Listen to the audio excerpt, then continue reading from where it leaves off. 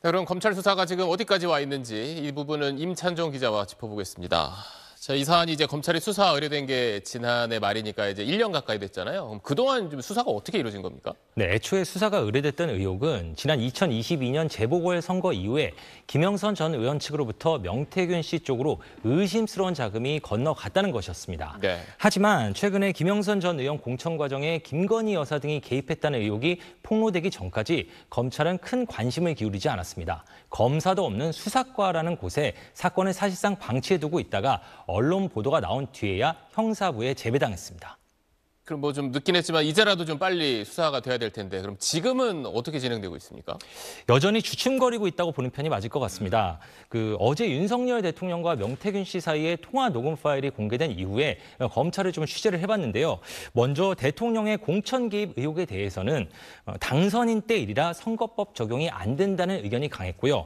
또 윤 대통령이 여론조사를 무상으로 제공받은 다음에 그 대가로 공천을 준 것 아니냐. 바로 이런 정치자금법 위반 의혹에 대해서는 여론조사를 해달라고 대통령 측이 먼저 요청을 한 것이 아니라면 죄가 되지 않는다라는 판례 등을 근거로 대면서 신중한 태도를 취하고 있습니다.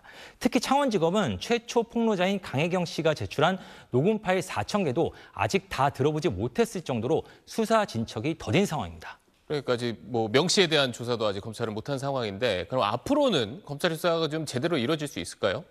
네, 결국 관건은 윤석열 대통령과 김건희 여사에 대한 수사를 검찰이 제대로 할 수 있느냐입니다. 과거 사례를 보면요. 박근혜 전 대통령 시절에 국정농단 의혹이 불거졌을 때 검찰은 특별수사본부를 구성해서 대대적인 수사에 들어간 적이 있습니다. 하지만 지금도 그렇게 할 수 있는지에 대해서는 회의적인 시각이 우세합니다. 국정농단 사건은 박근혜 정부 후반에 터졌는데 지금은 검찰 인사권자인 대통령의 임기가 아직 많이 남아 있고요.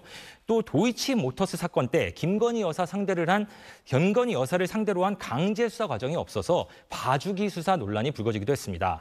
상황이 이런데 제대로 된 수사가 가능하겠냐 이런 시각들이 많은 겁니다.